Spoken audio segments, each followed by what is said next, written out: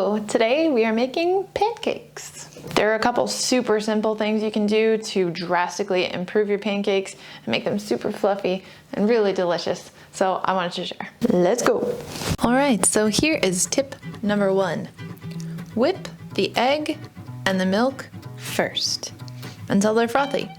This will help fluff up your pancake so much. Basically, you want to whip it until it's frothy and bubbly and kind of sticks to your whisk in a clump instead of being fully liquid and dropping off your whisk right away. So for the milk and the egg, we're going to use 1.5 cups of milk, which is 386 grams, 1 egg, and then in a separate bowl, we are going to mix the dry ingredients, which is 300 grams of flour, which is 2 cups, 62 grams of sugar, which is 1/4 cup, 4 grams of salt, which is 1 teaspoon, 1 gram of baking soda, which is 1/4 teaspoon, 12 grams of baking powder, which is 1 tablespoon. Mix that together, and then typically, I forgot to do it here, but typically what I do is add the dry ingredients to the wet ingredients. Because if you add the wet ingredients to the dry ingredients, you get kind of a clumpy mixture on the bottom of your bowl that you have to scrape to make sure that it's all well distributed and mixed up correctly. But if you add the dry to the wet, that doesn't really happen, because when you add the dry to the wet, it kind of floats on the top and you can more easily mix it in and make sure that it's mixed all the way.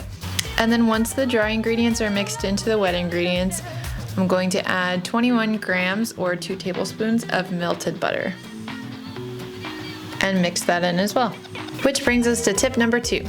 Let your batter rest for 5 to 10 minutes, at least 5 minimum. This will allow the batter to firm up enough so that when you plop it onto the skillet or griddle, it will have some volume and body enough to hold together in a nice circle shape. If you've made pancakes in the past that turn out thin and runny, it might be because you didn't allow them to rest before cooking. Tip number 3 is to grease your skillet or griddle with butter. The butter will help give the finished pancakes a golden brown exterior, and if you like a little bit of crisp on the edge, the butter will also help with that. Tip number 4 is to use a 1/3 cup measure to scoop out your pancakes when you're cooking them. When I was newer to cooking, I'd just dump some batter directly from the bowl onto the skillet, which always resulted in misshapen pancakes that were all different sizes and thicknesses and cooked unevenly. After some experimenting and fiddling around, I found that a 1/3 cup is the perfect measurement and turns out the perfect size pancakes that also cook evenly. The other thing that's important is the surface that you use to cook them on.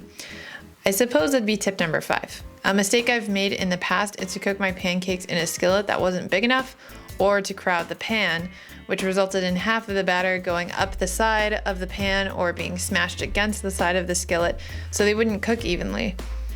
Using a wide, flat surface allows the batter to cook evenly and creates a golden brown exterior and a fluffy interior. If you don't have a griddle, this might mean that you need to cook them 1 or 2 pancakes in the skillet at a time, but it's totally worth it. If this is the route you need to go, you can keep them warm by using a warm setting on your oven if you have it, or I set mine to 170 degrees Fahrenheit and they keep warm while I'm cooking the rest of the pancakes until they're all done. Tip number 6 is about toppings and mix-ins.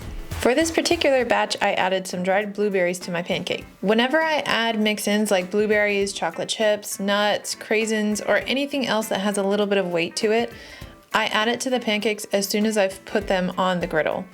You can also mix them into the batter, but I've found that more often than not, they all just sink to the bottom of the batter in the bowl, and I'll end up with some pancakes that have 10 blueberries and some that have just 1 or 2. It's very uneven. To even everything out, I just sprinkle them on top of the pancake batter just after I've added it to the griddle, which allows it to cook into the batter, and I can sprinkle it on evenly so everybody gets blueberries in their pancake.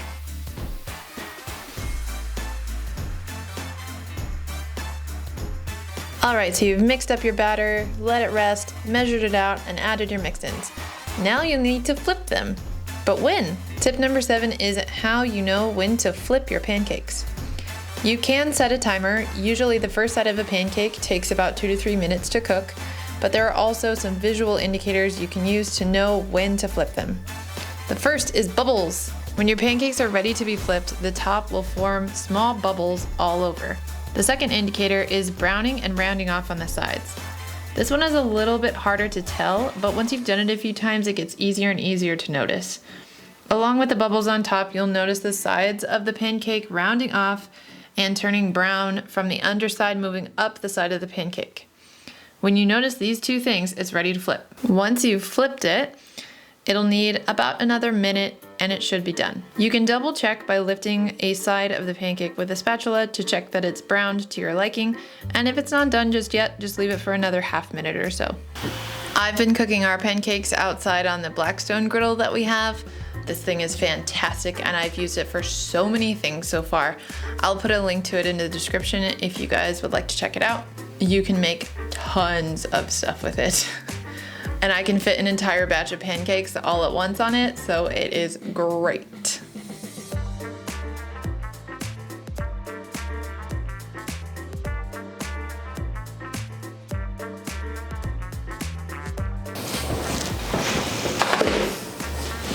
There you go.